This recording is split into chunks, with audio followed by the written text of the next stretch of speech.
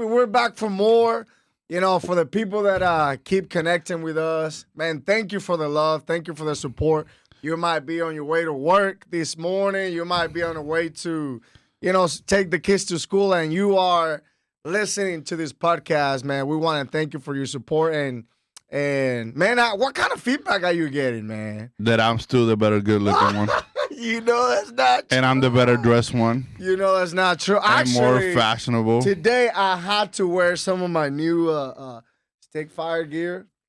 Man, I'm excited, man. I have Stick Fire socks, Stick Fire underwear, Stick Fire everything, man.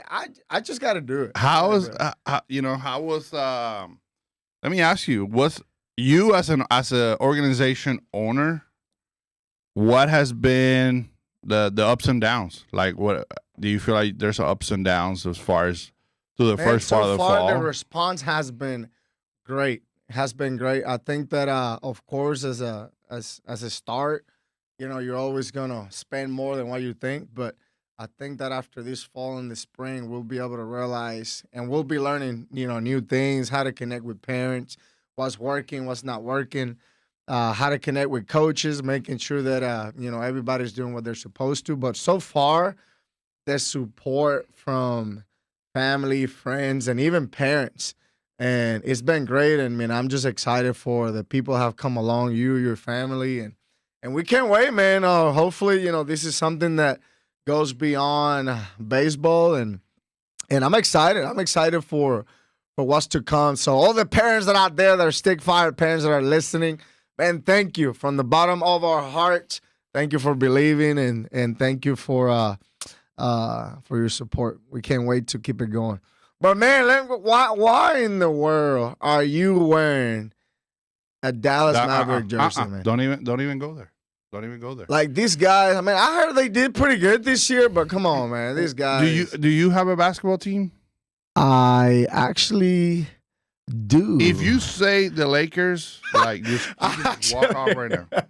Hey, I've been a Lakers fan for a long time just because, since Kobe, Shaquille O'Neal. But, man, since those guys retired and are not longer here, man, I've started going for Golden State.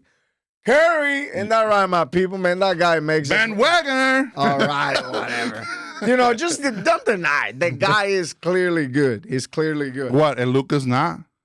I have to give it to you. I think you guys are building, adding some new people, and that's good. We got to add some new players to the Texas club. Let me tell you about the Rangers, man. How about the Rangers? They go from winning the World Series to now being out, not having a chance. Come on, man. Y'all got to be better. Y'all got to be y'all. Yeah, like I'm. Man, you are a Rangers fan, a hardcore one. Boy, please. I cheer for the Cangrejeros de Santurce before I cheer for the Rangers. Man, I'm a Houston fan. Before I cheer for those guys, man. I'm a Houston Astros fan, but I really do think that the Dodgers have a big chance this year, man. Man, I mean, it's gonna be real tight. The series. I think there's gonna be a lot of good series. Start with the wild cards. Even the Mets. The Mets find their way. They found a way. The Yankees got in it. The Yankees got in it. I mean, it's just gonna be an interesting. I'm excited. I think once we get in playoffs, it comes down to situational hitting. Situational hitting, crucial hitting, pitching late in ball games. But it comes down to the crucial hitting, man. Who's gonna get that big hit, man? It's Man, there's a lot of pressure moments when it comes down to playoffs. Do you ever had a pressure moment in your career? Like always, man. Do you remember? I remember I was playing. We're playing in Helena, A-ball, and that was probably my very first time that, man, we have bases loaded. And we have their wildest pitcher for us coming in. And, man, I have never caught a guy throwing 98 plus. Never. And this was my very first time on a playoff game. And, man, I make the mistake of never catching this guy in the bullpen. So I never seen what kind of movement his ball had. And they brought him in with bases loaded, man. Bases loaded and the winning run on third base, man. I was like just crapping my pants. First pitch, first pitch, fastball in the dirt, man. That thing went right between my legs. And I try to get back on time to tag the guy, and man, I did not get him out. And we literally lost our chance to get to the playoffs. But to be honest, it was more of a pressure moment for me because before he came in to pitch, in my mind, I already knew it was not going to be good. So instead of having a different mindset that, hey, I'm going to make this happen, nah, man. And that happens to a lot of players, even in the big leagues. How about De La Cruz leading the league in strikeouts? I mean, this guy started hot, and now he has over 200 strikeouts. I mean, wow. But you know, and obviously we're not going to get into the hitting conversation because you don't want to talk about hitting. We will one day. Stop it. But one thing I will say, you're in the dog fights in September. And it's an attitude. It's a mental approach. It's what goes on beyond the numbers. How do you able to calm this guy down? How's your breathing? How are you able to fight in between pitches?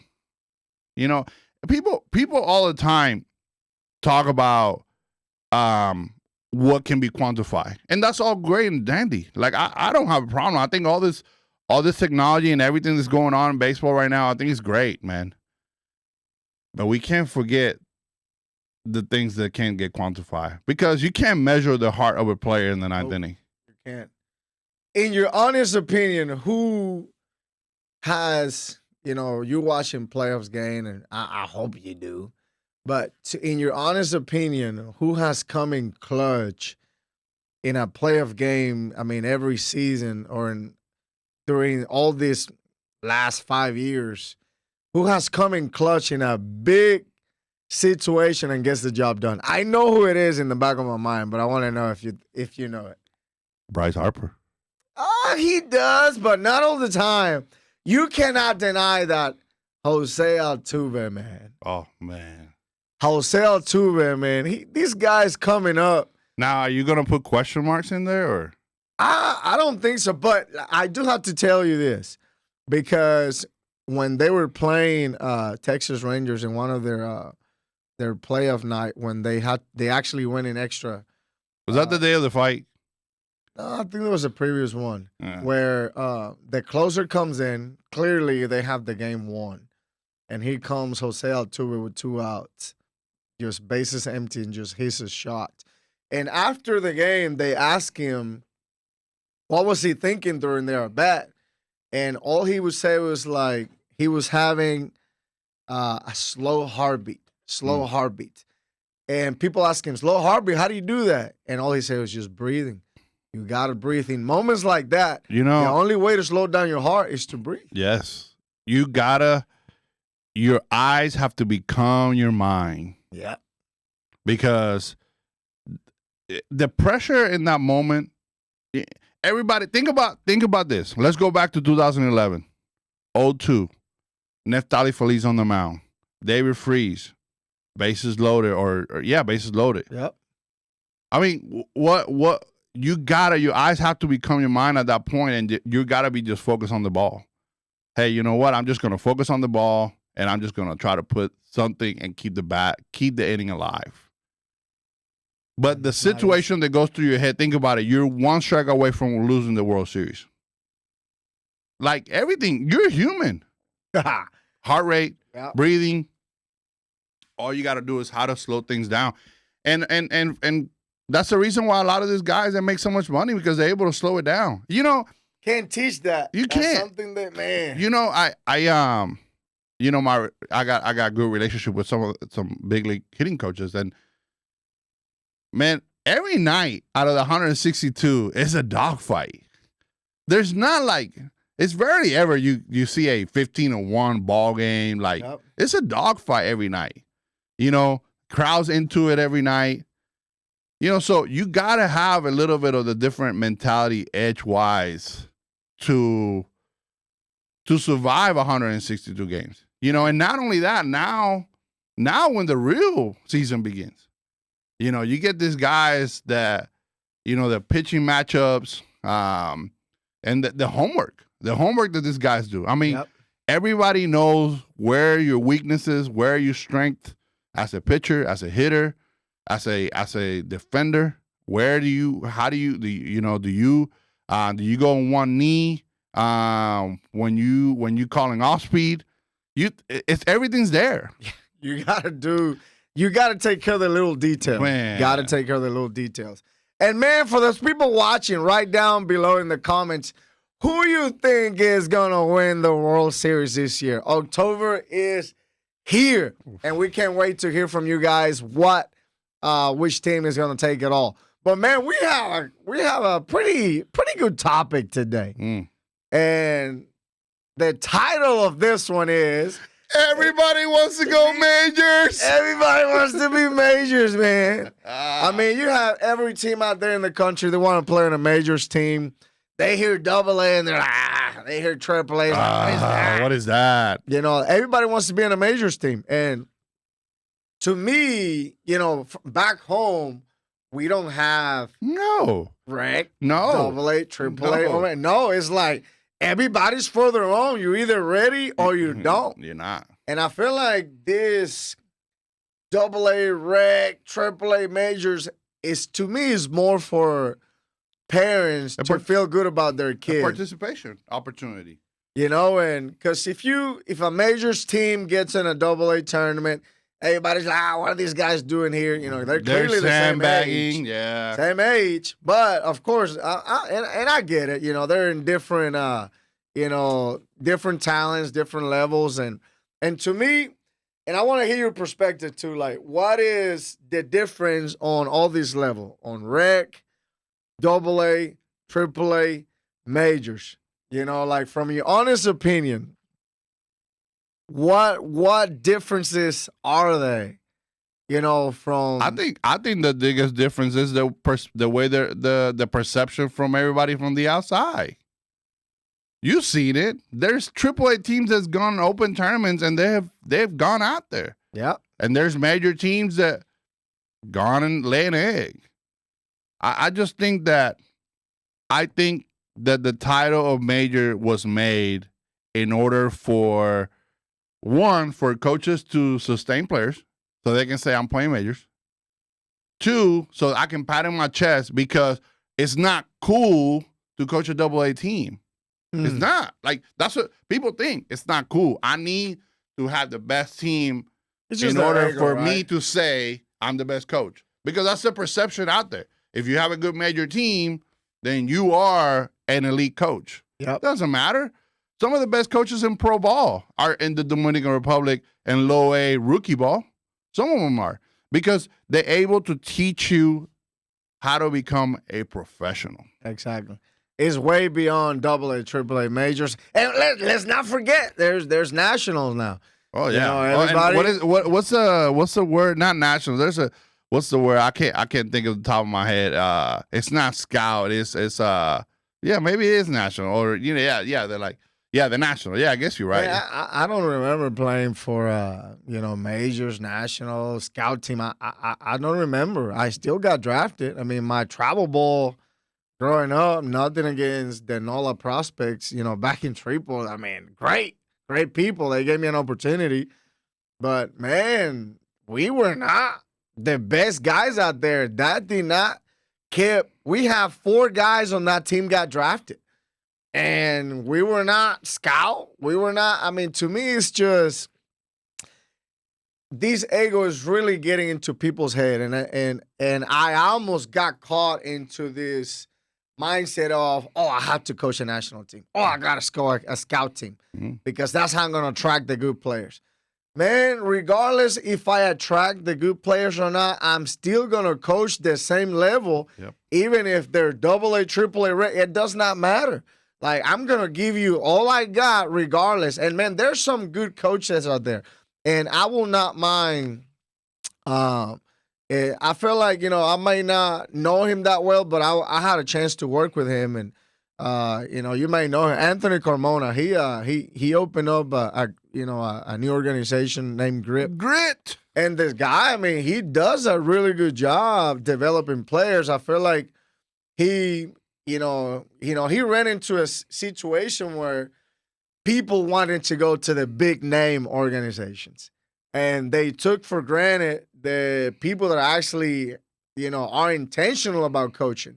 I remember one day I got to practice and he had all his players with notebooks writing down things, and to me that's being intentional about. Some people were like, "What is this guy doing?" It's like, no, he's being intentional about what he's coaching, and people are getting so caught up right now with big names. Oh, we want to play for the Canes. We want to play for. I mean, nothing wrong with them people out there, but you have to find the place that fits right for your kids. We've been saying it all along, man. We've been saying it over the last few weeks. Like, hey, man, it's not about it's about the right fit for your kid at the time.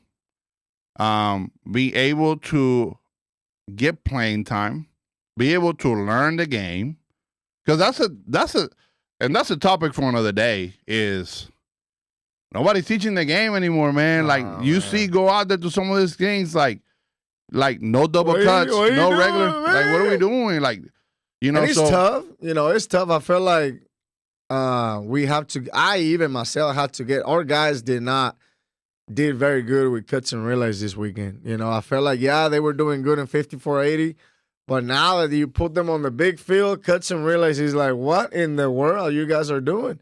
But going back to the AA, AAA, I feel like rec the difference. You have kids that are starting to learn the game. And to me, everyone should start there. But you also have the guys that are coming from rec and they want to go to a big team.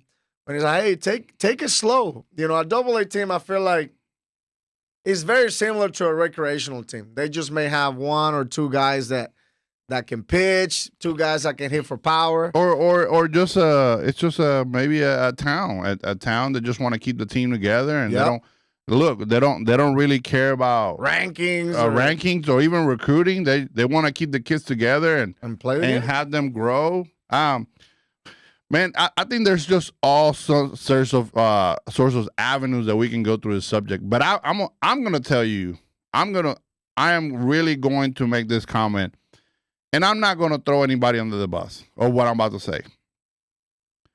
But honestly, it all comes down to every weekend you playing on these tournaments, and you're not playing for anything really. Every weekend you're playing for that ring. Yep. Where, and maybe Latin America is different because, in Puerto Rico, and you and I both know this, we went through it. You play to win. You play you play your league, you win your league, you go to regionals, you go to state.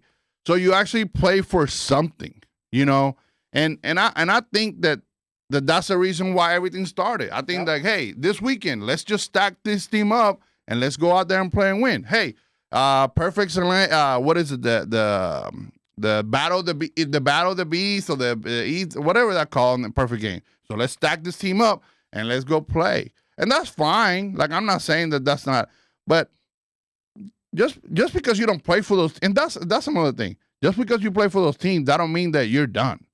That don't mean that you don't have a chance. You got to continue to develop. Like I say, I can't wait for these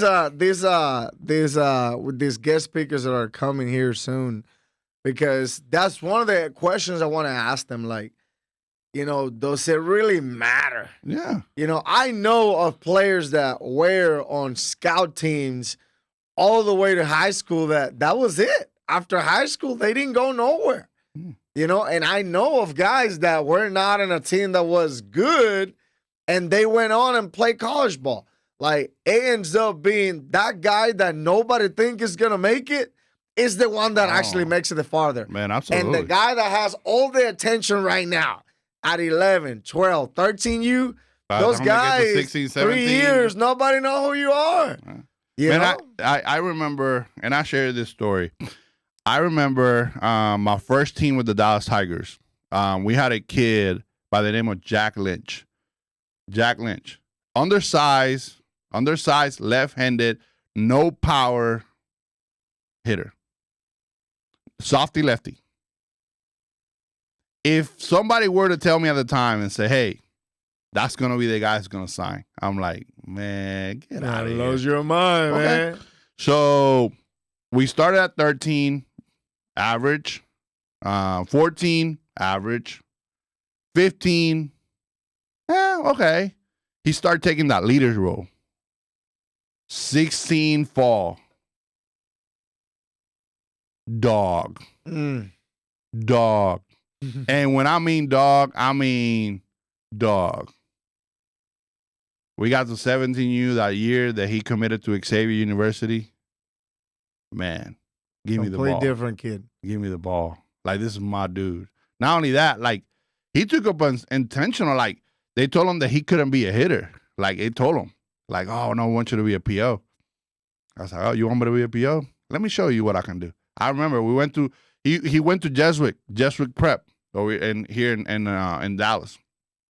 Went to see against Plano. I remember we wanted to see him pitch. Me and my family went out there, and he threw a gem that day. And not only that, he threw a gem, but a walk-off bomb. Ended up going to Xavier.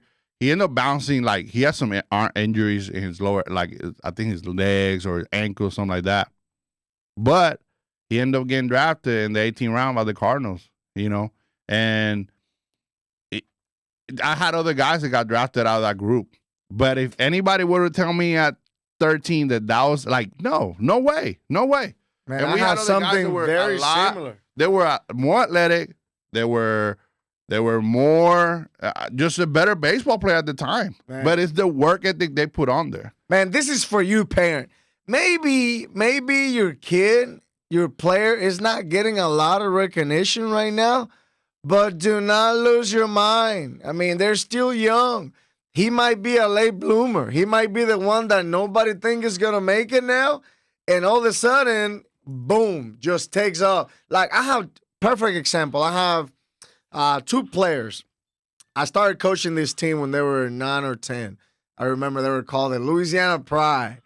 And I have these 2 players, Landon Fontenot and Blaine McFerrin. And, man, I'm going to send in this because I'm talking about you guys.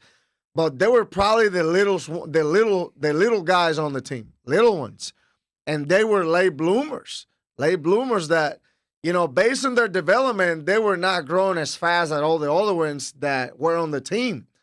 But now you see these guys, one of them is playing for Louisiana Tech, which is Landon Fontenot, throwing 95 plus as from the left side. And now you have Blaine McFerrin is a middle infielder, also playing D1, which is like, man, these guys, nobody thought they ever had a chance. Yeah. And now, but they kept grinding. And one thing I was so proud of is the parents kept them off the radar. Just keep them off the radar. They were not boasting on social media or this or that. No, they kept them humble, kept it quiet, and they were like playing chess. You know, the only time you say something is when the game is over, when you make it, which is checkmate. Yeah. And that's one thing that parents need to learn, that just keep them grinding, keep them focused, keep them humble. You know, social media this day, to me, is what's causing all this entitlement, where these Sunday pictures, where teens feel that if they What is it? Look at me. Look at my ring, baby. Look at my ring. You know, hey, I haven't posted a picture in a while. And, yeah, we're playing good. Yeah. I feel like our 13U team is playing up, 14U open. And, yeah, there's good things that are happening. They're making it to the semifinals on open tournaments. I'm not going to be boasting, but, like, why? You know, there will come a time when the boasting will come. To me, just stay nice and quiet. Keep your kids under the radar. Stay grinded. And when the time comes, is their time to shine. You don't want them to be exposed too soon to this Instagram, social media environment, and then, your player ends up not making it, and now you're like, oh, man, I throw this attention to myself, and my kid didn't even make it. I'm sorry, someone. I know you're looking at me in the camera. Sorry for pushing your social media. Don't listen to your mom. I mean, your daddy.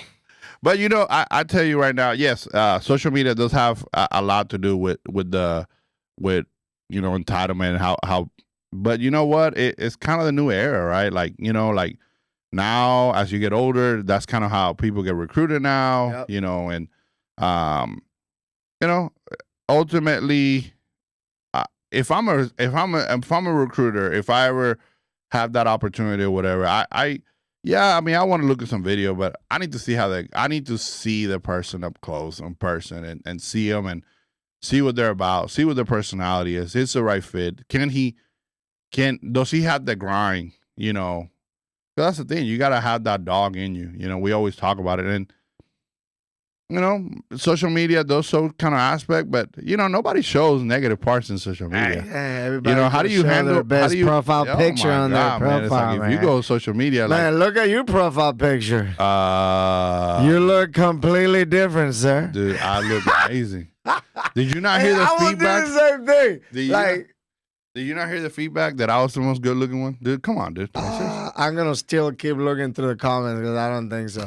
But hey, going back to this, of course, guys, don't get so caught up with social media. I feel like this is what these days is affecting so many parents and coaches where clearly I know of coaches that their team, they were a true AA, AAA team. But none of their parents kept telling the coach that if we don't play majors tournament, we're leaving. Yeah, that's a lot of pressure. I mean, they're putting so much pressure on these coaches, and coaches end up making the decision of putting their team on a majors tournament when in reality they have no business going in there, but they're doing it because they got the pressure from parents that if we don't play big tournaments, we're leaving. We're going to find somewhere else. And yeah, these are the same parents that you go out, you get your butt kicked in that tournament, and they leave anyway. Exactly. They're going to leave. So coaches, do what you have to do for your team and stop worrying about if this kid's going to leave or if it's not. If they leave, let them go. Let them go. You cannot change the way you coach based on what these parents are telling you to do. Like, if you feel like your team belongs in this side, keep them there. Yes, you need to challenge them, yes.